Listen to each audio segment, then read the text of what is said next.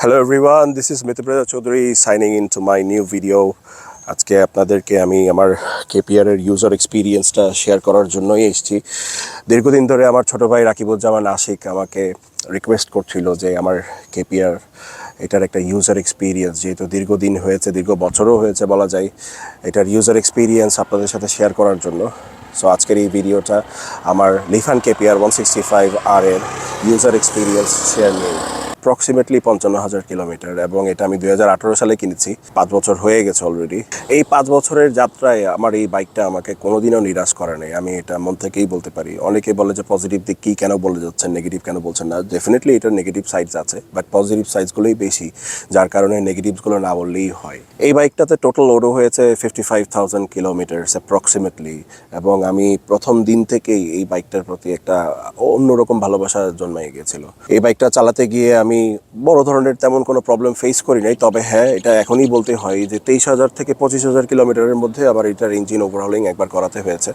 সেটা আমার গাফিলতিই বলা যায়। সেটা আমার চালানোর কিছু একটা প্রবলেম ছিল বিধায় আমার এই ক্র্যাঙ্কশ্যাফটে একটু সমস্যা দেখা দিয়েছিল, যার কারণে মেকানিক আমাকে ক্র্যাঙ্কশ্যাফট চেঞ্জ করার কথাই বলেছিল, বাট আমি প্রেফার করেছিলাম যে ইঞ্জিনটাকে ওভারহলিং করে ফেলি। আমার এই বাইকটার দিকে আপনারা দেখলেই বুঝতে পারবেন বাইকটা আসলে স্টক বাইক হিসেবে আর গণ্যই হয় না। অনেকে এটা বলে যে আমি বাইকটা হাইলি মডিফাই করেছি। আসলে হাইলি মডিফিকেশন জিনিসটা যদি আপনি ইঞ্জিনকে মিন করে থাকেন, তাহলে বাইকটা আসলে স্টক বাইক, এটাতে আসলে হাইলি মডিফিকেশন কিছুই হয় নাই। আর বাহ্যিক যদি বা আমরা যেটা বলি cosmetic modifications, yes, I was always a fan of cosmetic modifications. So আমি আমার বাইকের স্টিকারটা এটা সেকেন্ড টাইম আমি চেঞ্জ করেছি, এবং এটা আজকে প্রায় 2 বছর হয়ে যাচ্ছে এই স্টিকারটা এইভাবেই আছে। এটা কোনো ডিজাইন কপি করেছি বা এরকম কিছু না, এটা আমার কাছে নিজেরই একটা চিন্তা চেতনা বলতে পারেন বা চিন্তা ভাবনা বলতে পারেন, যেটা আমি আমার এই বাইকে আমি ইনস্টল করেছি। এবং এটা আমি করেছিলাম আর যে বাইক স্টিকার বংশাল থেকে। এটা 2019 সালেই করা, খুব সম্ভবত, বা 20 সালের আগেই করা। এবং এটা করাতে আমার সর্বোচ্চ 5,000 টাকাই খরচ হয়েছে বলা যায়। আমার বাইকে আমি পারফরমেন্স মডিফিকেশন সবাই যেটা বোঝে সবার আগে, সেটা সবসময় আমি করেছি। সেটা আমার একটা গাড়িও ছিল, সেটাতেও করেছি। তা হলো আমার এই এক্সস্ট মডিফিকেশন। আমি সবসময় স্টক এক্সস্টটাকে আমি চেঞ্জ করে আমি মডিফাইড বা আফটার মার্কেট এক্সস্ট আমি সবসময় ইনস্টল করেছি। এবং অনেকে আমাকে জিজ্ঞেস করেছে যে পুলিশি মামলা হয় কি না। ডেফিনেটলি পুলিশের মামলার একটা ব্যাপার আছে, কারণ আপনি আপনার স্টক এক্সস্টটাকে চেঞ্জ করে আপনি আফটার মার্কেট এক্সস্ট ইনস্টল করেছেন, সেটা আমাদের দেশে আসলে নট লিগ্যাল। তো আমি আমার বাইকে যেটা ইউজ করছি তা হলো আক্রাপোভিকের R1M ভার্সন বলে বা R1M মডেল বলে, সেটারই একটা রেপ্লিকা এক্সস্ট। এটা কস্টিংটা আমার 12,000 টাকা এরকম পড়েছে বলা যায়। আরেকটা হচ্ছে আমার যেটা band pipe. So performance band pipe যদি আপনি না রাখেন, তাহলে কিন্তু আপনার যতই বা দামি আপনি এক্সস্ট মাফলার ইনস্টল করেন না কেন, আপনার এটা খুব একটা সাপোর্ট করবে না। সো আমার এই বাইকে যেটা আবার ইনস্টল করা আছে তা হলো কেপি মোটো এক্সস্টের সাথে যে ব্যান্ড পাইপটা আসে, সেটা লিফানের জন্যই প্লাগ অ্যান্ড প্লে। আমি সেটাই এখনও পর্যন্ত আমি ইউজ করছি, কারণ আমার কাছে প্রথমেই কেপি মোটো এক্সস্ট বা মাফলারটা ইনস্টল করা ছিল। এই বাইকে দ্বিতীয়ত আমি যেটা ইনস্টল করেছি তা হলো আমার পারফরমেন্স আফটার মার্কেট ফুটপ্যাক বা ফুটরেস্ট বলতে পারেন। আমি এখানে যেটা ইনস্টল করেছি তা হলো নুই রেসিংয়ের, এবং নুই রেসিংয়ের এই ফুটপ্যাকগুলো মোটেও আপনার প্লাগ অ্যান্ড প্লে না। এটা ইনস্টল করতে হলে আপনাকে একটু বড়সড় মডিফিকেশন করতেই হবে। আপনি যদি এখানে দেখেন ভালো মতো, এখানে প্লেট আমি ইনস্টল করেছি, এই প্লেটগুলো আপনাকে বানাতে হবে, তারপরে গিয়েই আপনার এই ফুটপ্যাক বা ফুটরেস্টগুলো ইনস্টল করতে পারবেন। আর পেছনে আমি 4V এর ফুটপ্যাক বা ফুটরেস্ট ইনস্টল করেছি। এগুলো করতে গিয়ে আমার একটু সময় অপচয় করতে হয়েছে আসলে, কারণ এটা আপনার একদিন পুরো চলে যাবে আপনার, এবং এটা ইনস্টলেশনে আপনি 14 থেকে 15,000 টাকা আশা করতে পারেন। আরেকটা মডিফিকেশন যেটা করেছি আবার বাইকে, যেটা বাংলাদেশের সবাই বেয়াদব বা চাপড়ি এই ধরনের কথা বলে থাকে, যে সব বেয়াদব ছেলেপেলেগুলো এটা করে, তা হলো আপনার বাইকের লেজ কেটে ফেলাটা। তো আমিও সেটা করেছি। আমার বাইকে আমি টেল টাইডি করেছি, আজকে প্রায় 1-1.5 বছর হয়ে যাচ্ছে। এবং এটা করতে আমাকে হেল্প করেছে আমাদের সবার প্রিয় স্টিকারের আফান আমাদের সবার প্রাণপ্রিয় ছোট ভাই, এবং ও আমাকে হেল্প করেছে। ওর বাসা খুব সম্ভবত খিলগাঁওর আশপাশে, ওইখানে গেলেই ও করে দিত আমাকে তখন। আর এখন করবে কি না আমি শিওর না আসলে এটা। তারপরেও এখনও অনেক মেকানিক আছে যারা আপনাকে এটা হেল্প করবে, এবং এটা করতে আপনার 1,000 থেকে 1,500 টাকা আসলে খরচ হতে পারে। The next installation which I was really influenced by racing bikes, তা হলো after market clip on handle bars এবং হ্যান্ডেলস, যেটা কেপিআরের জন্য আমি দীর্ঘদিন ধরে একটু স্টাডি করে রিসার্চ করে আমি বের করেছিলাম যে এটা পুরোটাই প্লাগ অ্যান্ড প্লে। এটার আসলে কোনো ব্র্যান্ড এরকম নাই, চাইনিজ ব্র্যান্ড বলা যায়, চাইনিজ বাইকে চাইনিজ ব্র্যান্ড, এবং this is purely plug and play for লিফান KPR. আপনাকে তেমন কোনো কষ্ট করতেই হবে না, আপনার স্টকটা খুলে আপনি এগুলো ইনস্টল করবেন। মেজারমেন্টটা আপনাকে জানতে হবে, সো আমি সেটাও বলে দিই। কেপিআরের ফর্ক মেজারমেন্ট হচ্ছে 37 mm, এবং আউটসাইড কোনো বাইকের সাথে মিলবে কি না বাংলাদেশে আসলে নাই, বাইরে কাওয়াসাকির সাথে এটা ডেফিনেটলি ম্যাচ করে। সো আপনি কাওয়াসাকির যদি হ্যান্ডেল নিয়ে আসতে পারেন তাহলে সেটাও আপনি ইনস্টল করতে পারবেন এই বাইকে। এবং এগুলো ইনস্টল করতে, একটু ইম্পোর্ট করতে আলি এক্সপ্রেস থেকে সব কিছু মিলিয়ে আমার 7,000 to 8,000 টাকা কস্টিং হয়েছে। পরের ইনস্টলেশনটা হচ্ছে দি আফটার মার্কেট উইন্ডশিল্ড, যেটা আমাদের স্টকটা আসলে দেখতে একটু বাজে দেখাই এবং অনেক শর্ট হওয়ার কারণে এটাও আমি আসলে রিসার্চ করেছি, এবং যে এটাকে প্রিপেয়ার করেছে, বানিয়েছে, মার্কেটে সোর্সিং করেছে, তার সাথে আমি এটা আলোচনা করে প্রথম দিকে এই উইন্ডশিল্ডটা আমরা মার্কেটে এনেছিলাম। এবং এটা হচ্ছে 3rd এডিশন খুব সম্ভবত, এবং এটা হচ্ছে জিপি কোর্সা বলে, জিপি কোর্সা ভাইসার।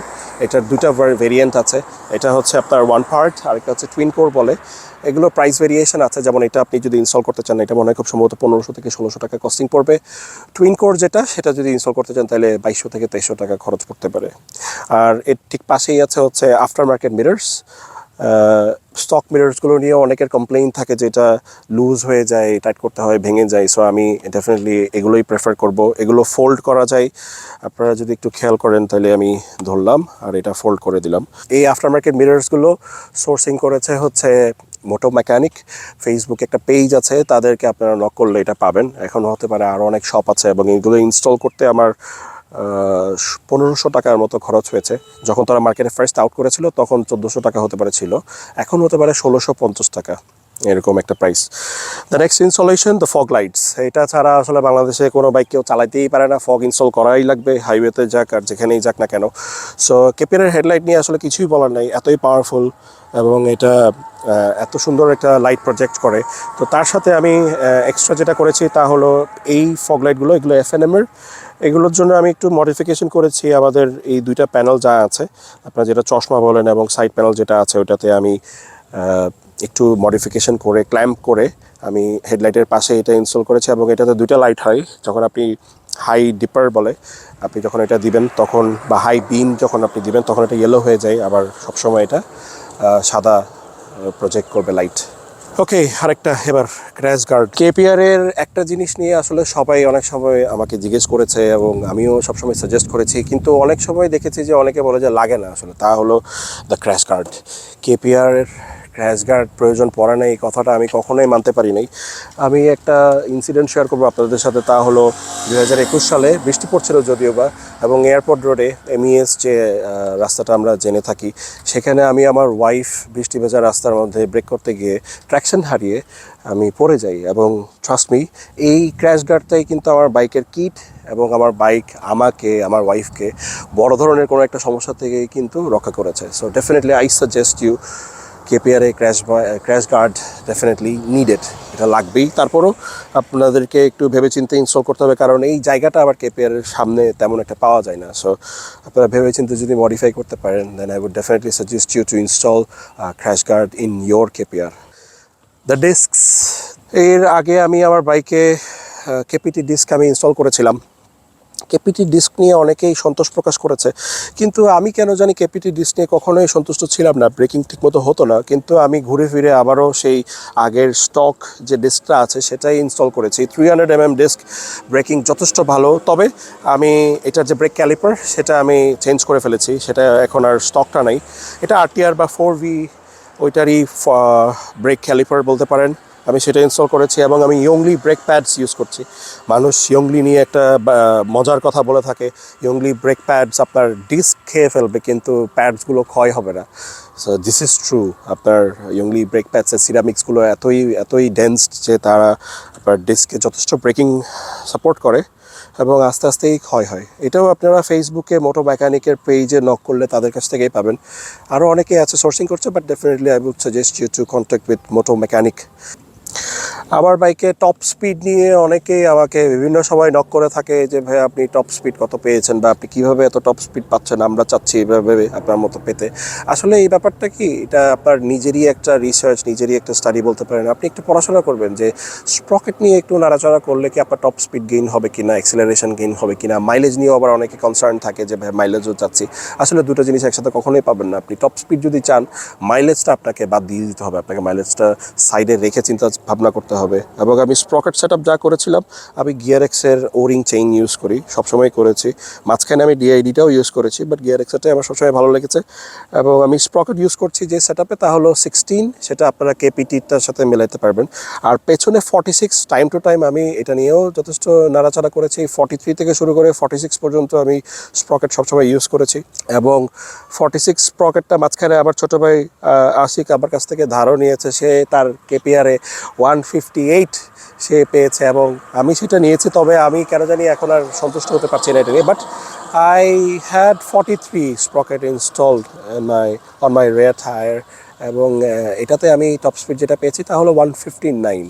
নাও অনেকে আমাকে এর মধ্যেই নক করেছে সিইং ওয়ান ফটো যে আমি 165 পেয়েছি। আসলে ওইটা নিয়ে আমি কোনো মন্তব্য করব না, but yes definitely I did get 165 এবং সেটা ভাঙা এক্সপ্রেসওয়েতে।